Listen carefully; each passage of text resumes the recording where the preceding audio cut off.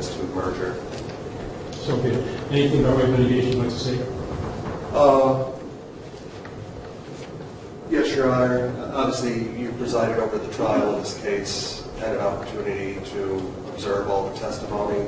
The witnesses, the videotape, which is somewhat of a rare, I guess I'll just call it an opportunity for the fact finder as well as the court to observe what can only be described as a wholly tragic event.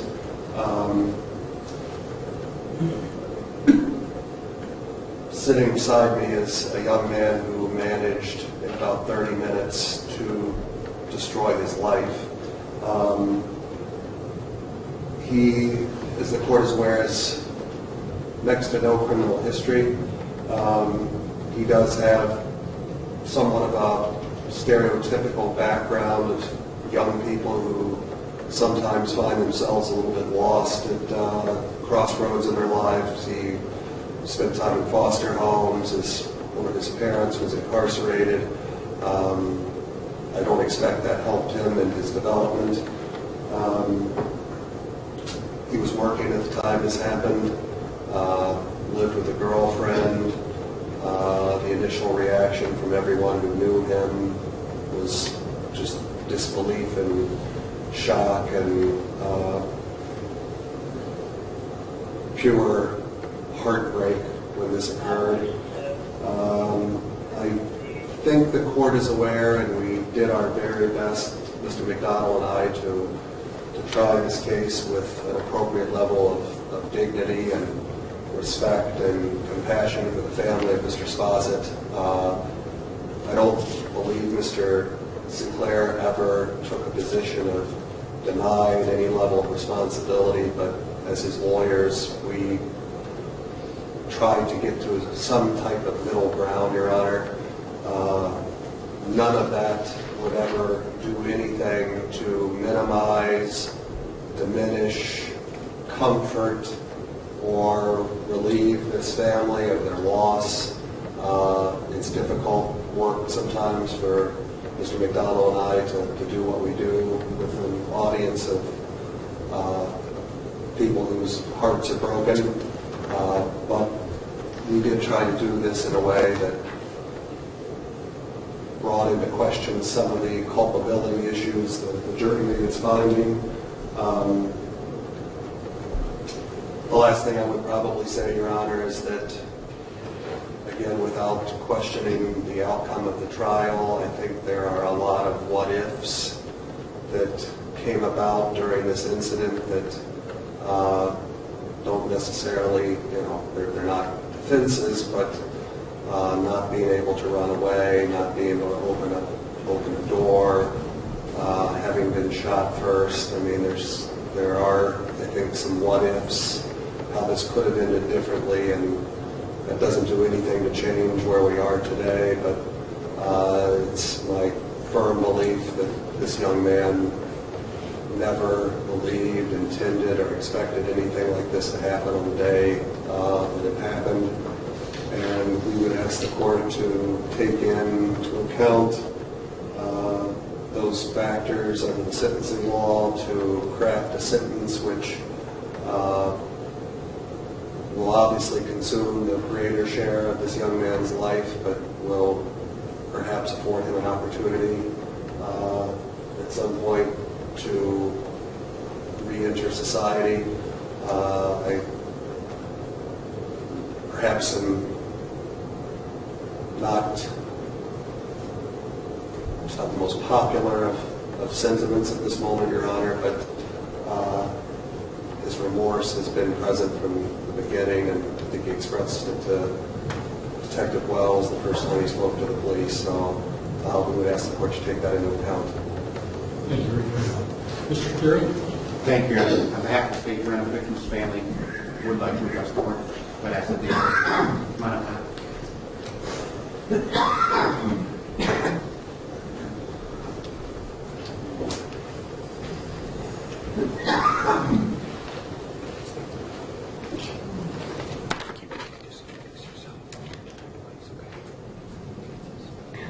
My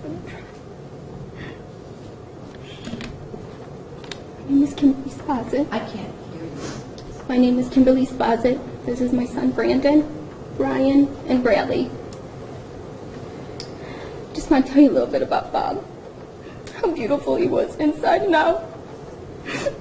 A wonderful husband and father, and always there for us. Bob enjoyed life. He was happy and friendly to everyone. If anyone needed anything, Bob was there for them. We're a very close family. And to know Bob's going to miss special moments with our sons, the graduations, the weddings, it's hard to believe. We had big plans to grow old together. And to know I'm not going to have that chance makes me angry. I'd give anything to hear his voice again. Losing a loved one in such a brutal way is something you think about every day. Not a day goes by that we don't think about him. Bob did not deserve this. Logan Sinclair has changed my family forever. We will never be the same again. There's a huge void in our lives because our time with him was cut so short. And it hurts. We will carry this with us for the rest of our lives. Time heals nothing. It would be wrong for him to get out of prison and go on living his life when Bob cannot. So we're going to ask this court for justice. Life without parole.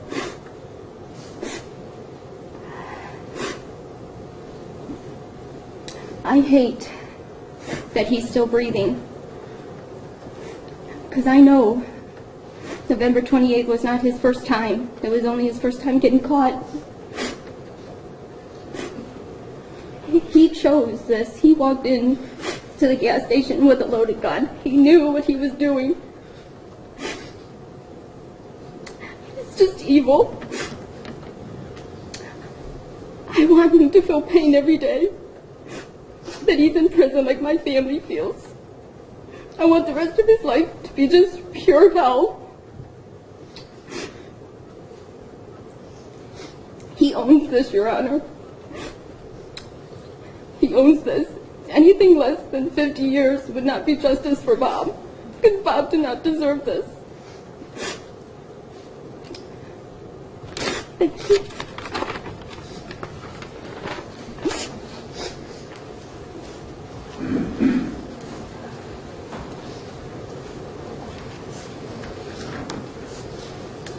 Thank you, Your Honor. On behalf of the state, I agree with Kim Spossit's sentence exactly, Your Honor. Of course, we asked for the maximum term in this case being life without parole. I understand that this defendant doesn't have a lengthy record, so this court probably doesn't see that as an option. But I agree with her that anything less than 50 years of life would be an injustice here. Throughout this case, Your Honor, and I raised a little bit in closing argument, there has been a complete lack of acceptance of responsibility to the death of Bob Spossit by this defendant. When he's arrested that night, November 28th, he's immediately blaming Bob for the murder, for him robbing Bob at gunpoint. The first words out of his mouth are, "Why did he shoot me?" Right? He sits down with Detective Wells, who I'd like to thank the City of Carmel, who did a fantastic job on this case, Your Honor. They really did. But his first thing is that Bob shot him and it's Bob's fault. Yes, he's crying during that video, Your Honor. If you watch the video, he's crying because he's going to prison. There are no tears of sympathy for the Spossit family in that video. He really starts crying when he finds out what really happened that night, that Bob did die. Throughout the pretrial process, Your Honor, it's been basically a self-defense type claim is what was being raised through his jail calls, through everything else. But then we go to trial, Your Honor, and what do we learn? It changes. Now it's the opposites. This defendant has never accepted responsibility. Maybe for the robberies, Your Honor, because that's not a murder, and that's easy to accept responsibility for. Not once at all has he ever said, "I shouldn't have been robbing that store. It's my fault." Instead, it's everybody else's fault. And I bet if you ask him, when he stands up, why he's blaming the Oscars, who are just trying to save their own life, it's because his attorneys did it. He's never accepted responsibility, ever. That is a huge factor in this case, Your Honor. I'm asking you, there are 4 victims here. He stuck the gun in the face of Joe Mayorkey, as you remember, at Charlie's Beverage, a half hour before he robs Mr. Spaza. He's sticking a gun in another gentleman's face. Who that gentleman testified he's lucky, he being the defendant, that he didn't have a gun or couldn't reach his gun. To have a gun put in your face, Your Honor, is a life-changing experience. I don't care who it is. He did it to 4 people that night. He might not think he was doing anything wrong, and people should have followed the script for a robbery. But when you rob people, this is so foreseeable that people are going to defend themselves. And for him to stand there and blame other people is outrageous. He then goes to Bob's place of employment, sticks a gun in Bob's face, threatens Bob. Bob defends himself. And like I said in the closing statement, good for Bob. Bob gives him a chance. Don't move or I'll kill you. Don't move. Bob wasn't going to kill him. Bob was going to wait for the police. The instant Bob turns his head, he kills Bob. The instant. He shoots him 4 times. His action next year speaks volumes for this individual sitting in front of you. If he's so afraid of Bob, and he's so afraid that Bob's going to kill him, he takes a shot at Steve Oscar Jr. It's as clear as day on the video. There's a bullet hole in the wall. Steve Oscar Jr. was calling 911. Steve Oscar Sr., who's elderly in his 60s, not elderly, but in his 60s, has to fight a gentleman who's 20 years old because that gentleman's trying to kill his son. He is able to wrestle away the gun from this man. It's as plain as day on the video. There are 4 distinct acts that this gentleman does, Your Honor, that I think should require this court to impose all 4 gun specifications. They're 4 distinct acts. Pointing the gun at Mr. Mayorkey's face, killing Bob with it, shooting at Mr. Oscar Jr., and if you'll remember Mr. Oscar Sr.'s testimony, he believes the gun's discharging as they're wrestling, as he's trying to save his son's life. Then we hear in court that it's their fault. This struggle killed Bob. I can't relay to the court how much that affected the Oscars that they were playing for just trying to help somebody and save their own lives. But that's what happened in court. So they're not here today to discuss themselves, and I think I won't speculate, but I think I know why. Judge, I'm also asking for consecutive sentences on each individual because there are 4 victims here whose lives have been changed. The Oscars, you see in the victim statements, their life, to witness this happening, to be shot at, to have to save your son's life, is something that you can't get over. Mr. Mayorkey had a gun pointed right at his face, and then as the defendant's speaking, he points it at him again. That's something that you can't get out of your head. I know they're in the convenience business, Your Honor, and it can be a dangerous business, but still, it's dangerous because of men like him. Your Honor, we are asking for a prison term of 50 years. I'd ask for more, but I don't necessarily know if the court will go higher. I think that's appropriate, Your Honor. I think the facts in this defendant's behavior throughout this entire case to blame everybody else and not himself. And I'll stress again, not once, through hundreds of jail calls that I've listened to, have you ever heard him say, or anybody say to him, I shouldn't have been robbing that place. I caused this. The hell was I doing that day? No. Instead, it's Bob's fault and it's the Oscar's fault. And that needs to be punished. You need to punish this offender for as long as you possibly can. I think that's the only justice that this case demands. Thank you.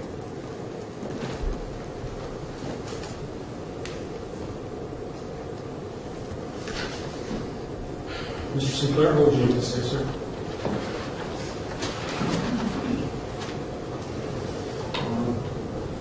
I'm just going to try and be as brief and tactful as possible. First off,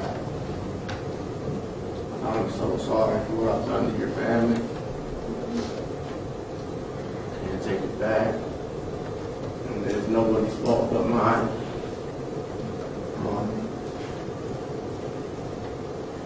I can't imagine the impact that this must have had on your family. And I can't imagine an apology that would suffice the pain and suffering that you guys must still be going through.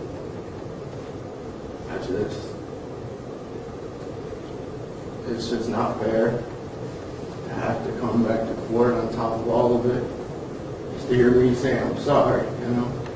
It's not fair. I don't know. I'm just so sorry. And I'm also sorry to my family.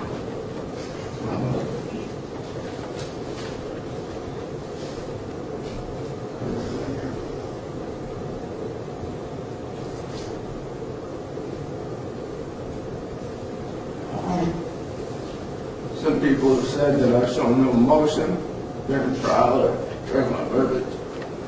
I just want you to know that it's not because I don't care, or it's not because I'm angry at anybody else for what has happened.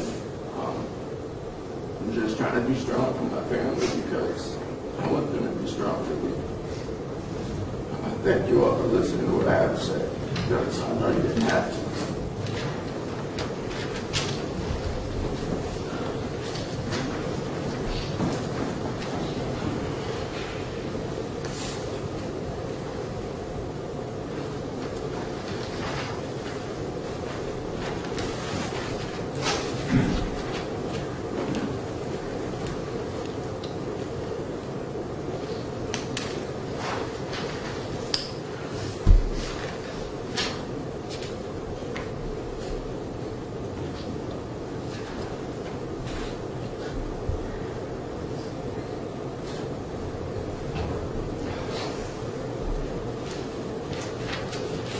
Sometimes the hardest part of the job is the sentencing.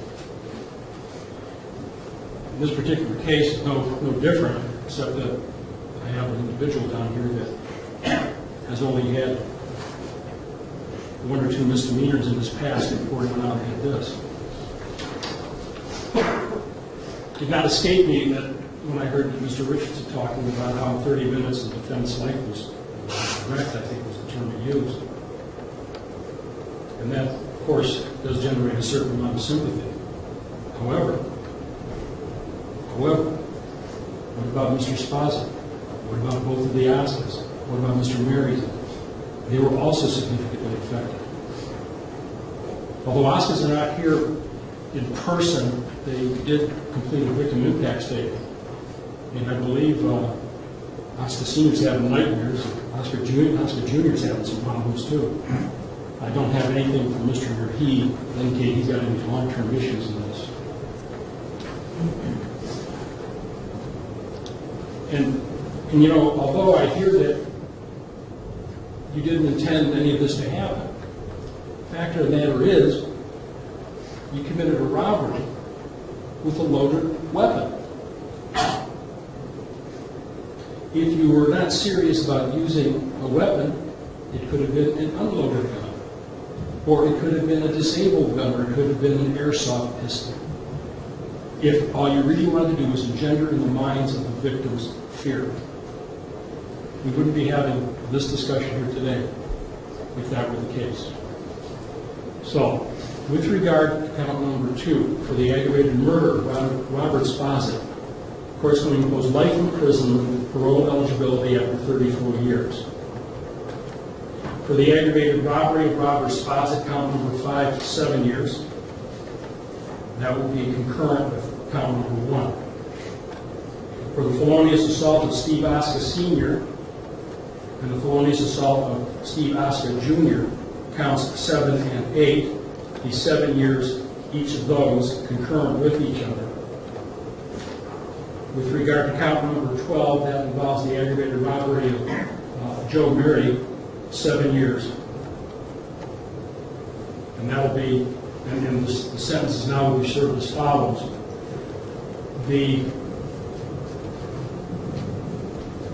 count 5 I indicated would be concurrent with count 2. Count 7 would be concurrent with count 8. But it would be served consecutive to count 2. With regard to count number 12, 7 years, that will be consecutive to counts 2 and 7 and 8. Now, the court is imposing the sentences consecutively because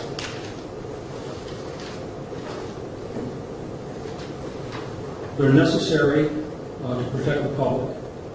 I find that they're not disproportionate to the seriousness of what happened that day, and that the harm meted out was so great that a single prison term does not adequately reflect the seriousness of the defendant's conduct. Moving on to the issue of the firearm specifications. Specifications in counts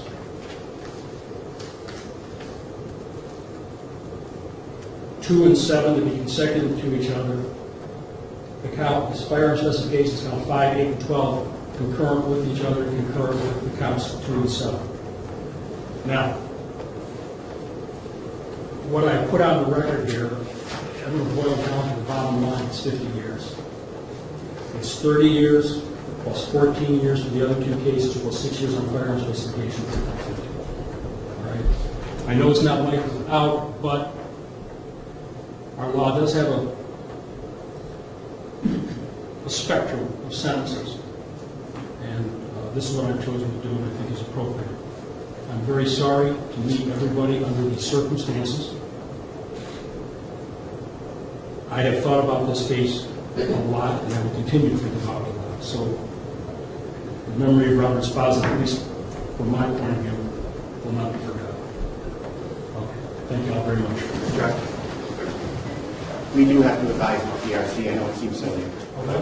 A PRC on the... Oh, okay. With regard to the counts number 5, 7, 8, and 12, upon release, will be subject to 5 years of mandatory post-release control. Any violation of the terms and conditions of the PRC can get judicial person time under this case.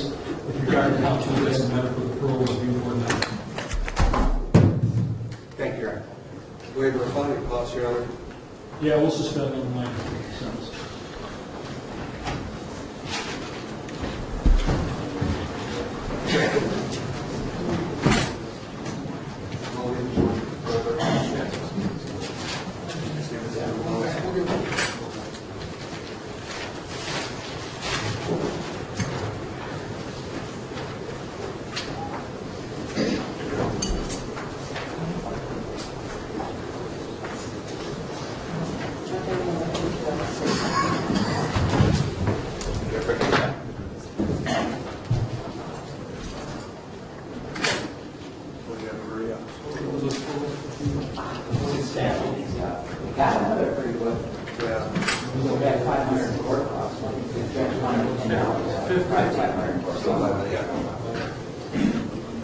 Diana, I think we're good. You know, I'll be with you guys in a minute.